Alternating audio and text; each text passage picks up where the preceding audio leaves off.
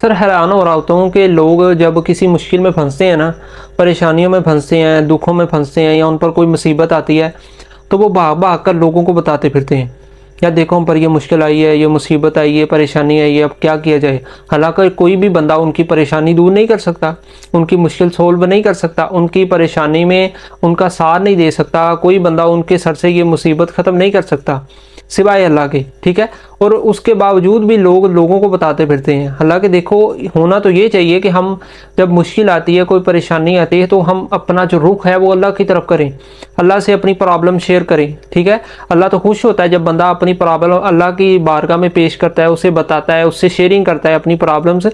तो अल्लाह खुश होता है कि देखो मेरा बंदा लोगों को बताने की बजाय मेरे साथ शेयर कर रहा है, क्योंकि उसे मुझ पर यकीन है, उसे पता है कि मेरे रब ने ही मेरी प्रॉब्लम्स को ख़त्म करना है।